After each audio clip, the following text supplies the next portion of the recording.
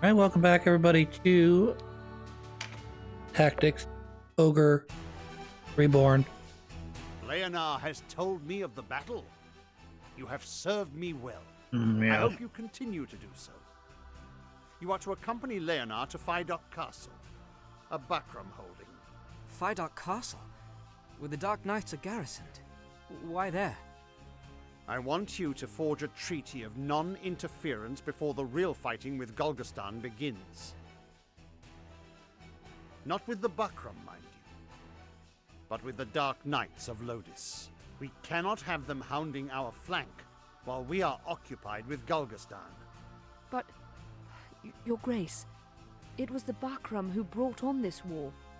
Our parents died on Loslorian swords. Had they not aided the Bakram, how much suffering might we have been spared?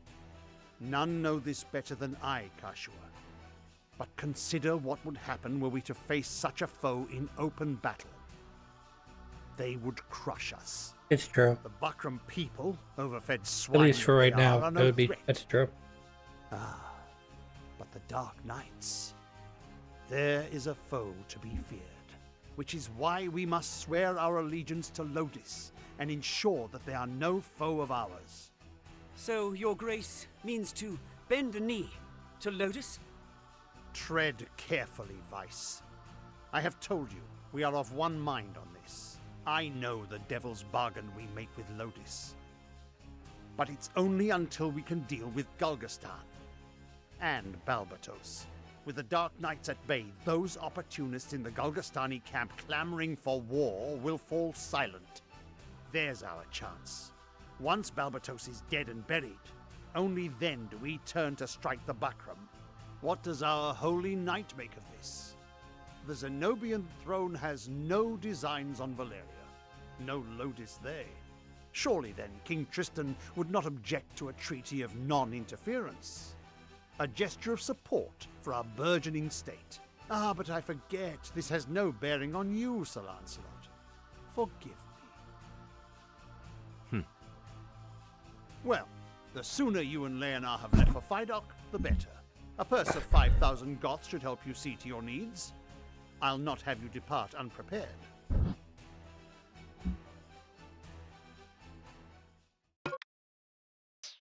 Leonard joined the party. We are going to go talk to the Dark Knights Loslorian.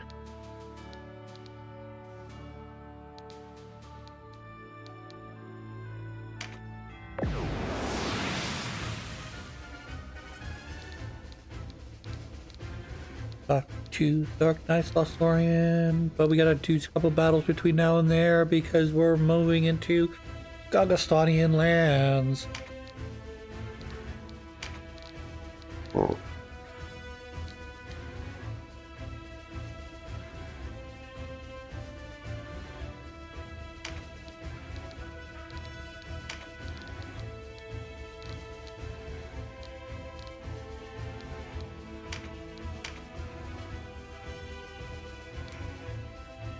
I like how you see a little arrow there at the bottom.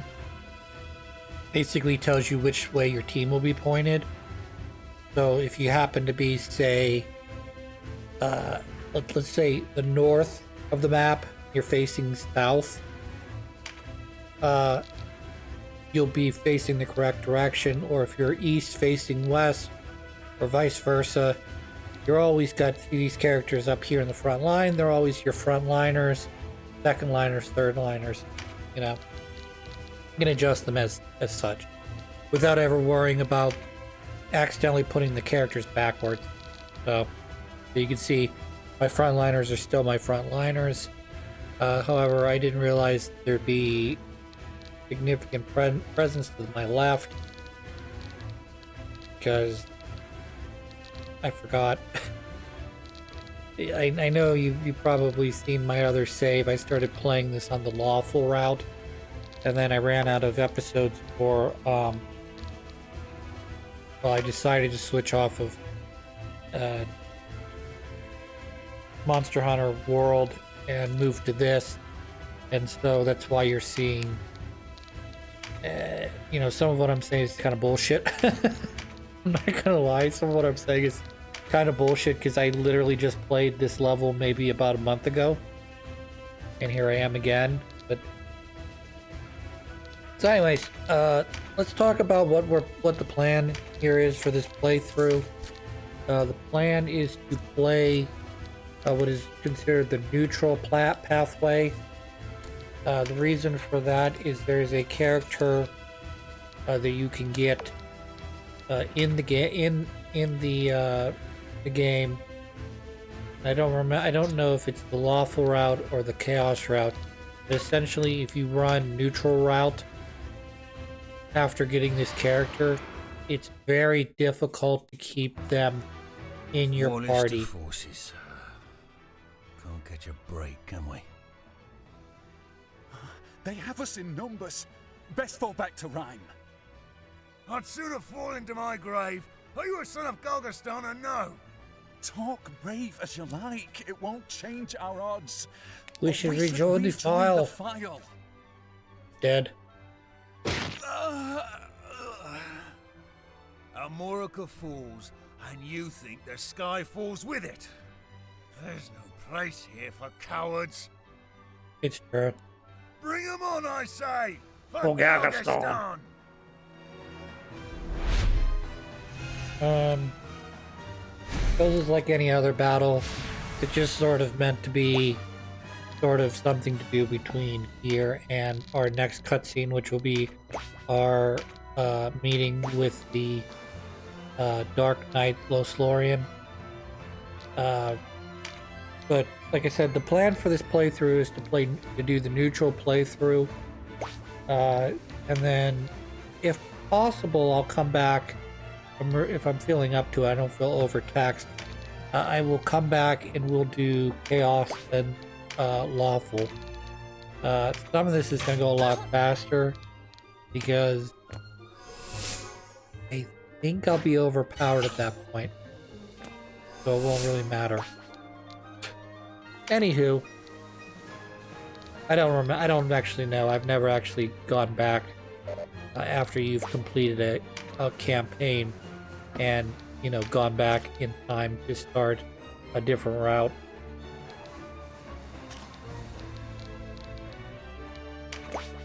The one thing I'm trying to figure out,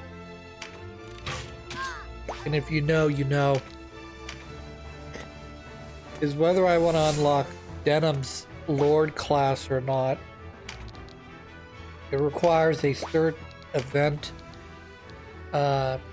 It requires a certain couple decisions that changes the tide of battle. And I'm not going to say what it is in case you're watching this for the first time, but basically, certain events have to happen in order for you to Warriors gain of the Golgaston, Lord class. Lay down your arms, and you may yet keep your lives. I thought to offer you much the same deal, boy. A battle's won with blood. Not numbers. Your cause is hopeless. Why throw your lives away? Sooner or Particularly later, as all men I'm meet their probably end. over What leveled good for can this interfere in it? because I know your kind. Young, always thinking on tomorrow. You might try letting go. Drifting with the current. You think me unprepared for death. I am not so young as that. God's beneath us. Why do I even bother? So, yeah, that'll be, that's our plan. Neutral route. I have to figure out whether or not I'm going to give Denham the Lord class or not, which requires a bit of a major gameplay element that if I'm playing this truly and honestly, I would end up on either a neutral or chaos route, depending on a couple decisions.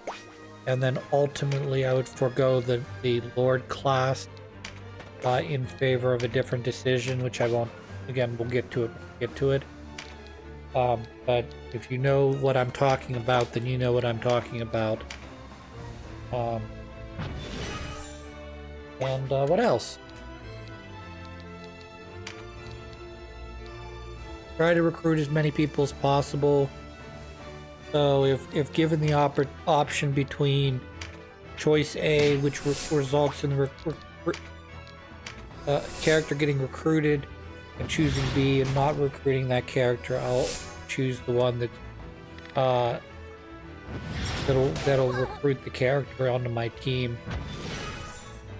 Some of which I'll have to pay attention to because there are certain decisions that you make that seem sort of straightforward if you're playing, at least for my brain, playing naturally. That could be the wrong answer, so I'll have to take a look at that before we get too far into this. But for right now, we will be, like I said, following the neutral route, and then coming back, and then we'll do chaos, and then lawful, only because of the nature of certain characters in the other routes not, basically deserting you or coming close to deserting you due to the loyalty mechanic that's in the game.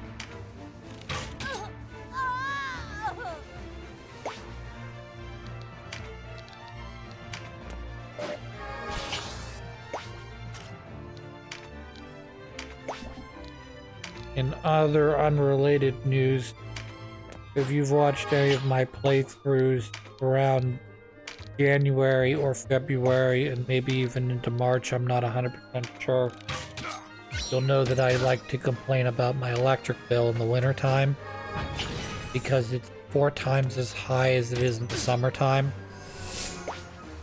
And whereas I don't feel terrible about spending like $100, $200 on my electric bill since my house is all electric.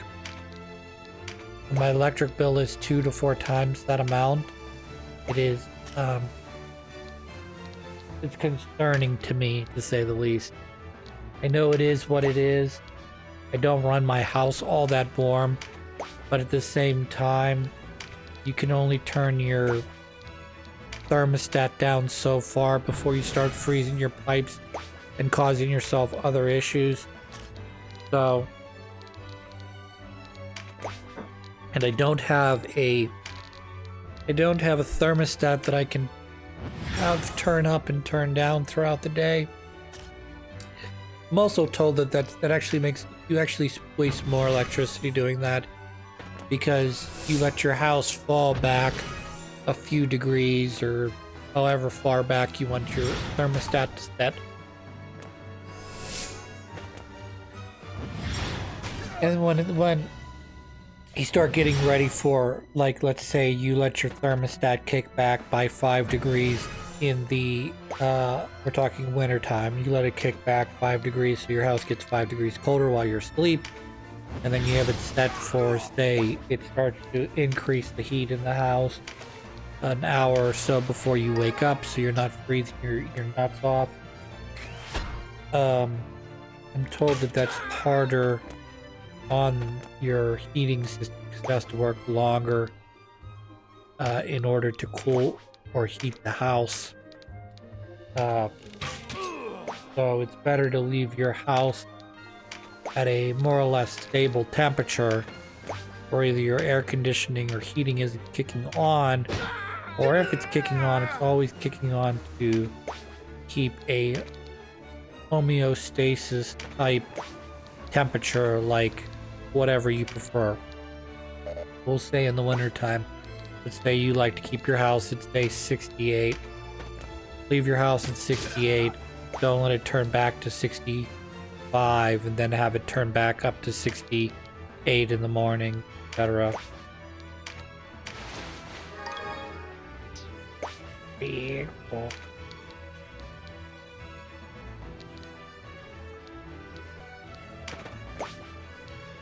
So here's today's question of the day, okay? You don't have to respond to me in the comments, if you'd like to, that's your choice. I'm not trying to get anyone to do the things that help to promote my video, like, comment, and subscribe. But because I'm an idiot, mainly. But here's the question for today, okay? Would you rather embarrass yourself in front of the whole nation, i.e. on national television, but only you and the people around you know what you did, okay? Or would you rather have a more intimate moment, like say at an employee evaluation, where you've clearly made known that, you know, like, well, the example I gave to my coworkers was, would you rather shit your pants on national television with the notion that if you play your cards right and you don't make any faces, you can get out of there and the public itself is unaware that you've shit your pants, even though you know you've shit your pants? But if you played cool, they don't have to know? Or would you rather be in a more personal situation, like say you're going for an employee evaluation and you don't shit your pants, but you make a really loud fart, okay? On the one hand, everybody in the room knows you farted. It's a personal thing where you're going in for like an evaluation or something where like you can't quickly excuse yourself. And everybody knows you farted in the room because it's just you and your boss, or you and your boss and someone else, you know, another higher boss or something, I don't know. Or would you rather shit your pants on live television that's being, you know, shown to the nation, with the possibility that people can figure out that you've shit your pants based on the people, the faces or however that people make? Okay. And I know occasionally when I ask these questions, I always go to the poopy thing. Because to me, pooping your pants is like the epitome of like, don't do that. And some of that has to do with the fact that I'm a dude. So like if I have to take a really super bad piss, like super bad, like I can't hold it anymore, there's always the ability with my little hose, my little penis hose, to piss anywhere I want to go. Shitting is not an option. You can't discreetly piss into a bush or find a corner or something equally terrible in public, you know, go into an alley and take a dump. You know, you can go in an alley and take a piss and no one will be the wiser, or if the people happen to see you in the alley taking a piss, they're not going to be like, oh, he's just pissing in the, he's just taking a piss in the alley, it's not a big deal. You know, it's like shitting in an alleyway is like, dude, even if you shit perfectly, you got doo-doo all over your asshole, okay? Unless you make that perfect one shoot log thing that they talk about, which is a damn, I wouldn't say impossibility, but very difficult.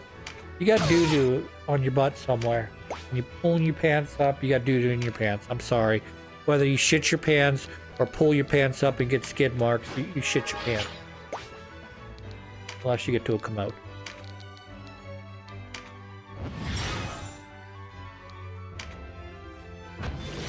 That's sort of my question. You don't have to answer. Nobody needs to answer my question. But again, like I said, for me, like,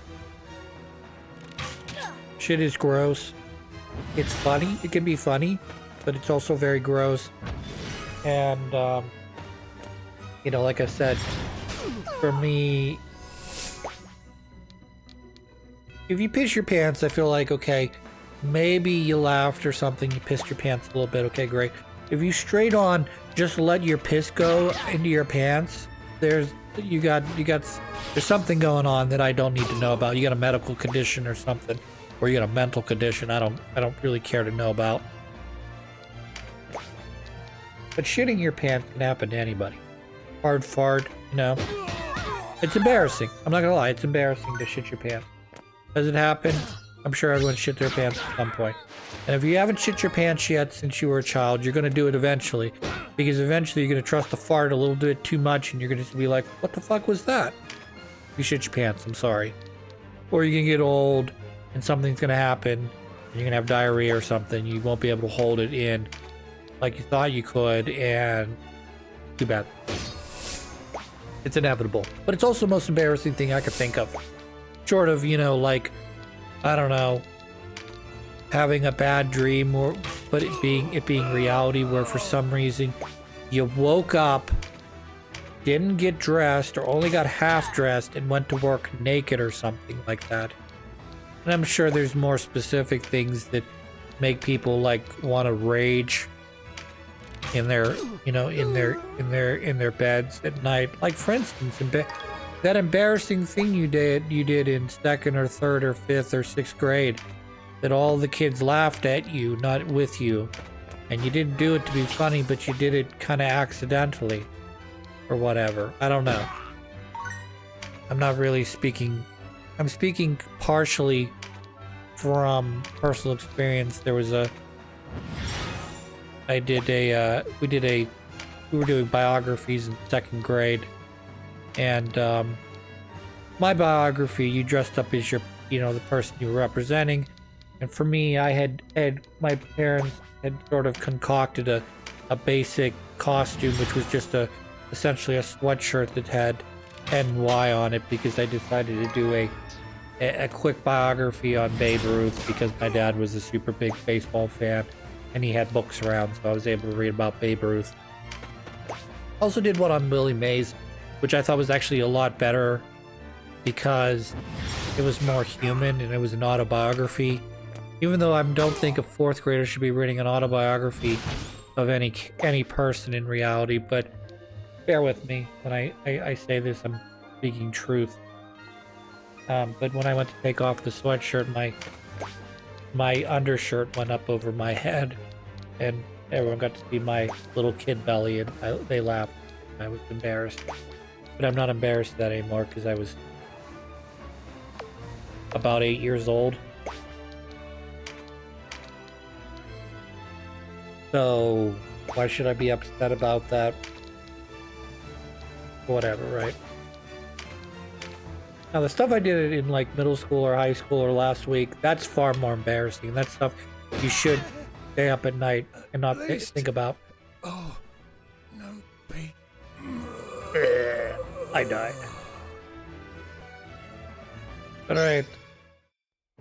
Going to cut the episode. I'm pretty sure I'm already at the max level, the whatever they call that, union level already, because that's what I do in the off time.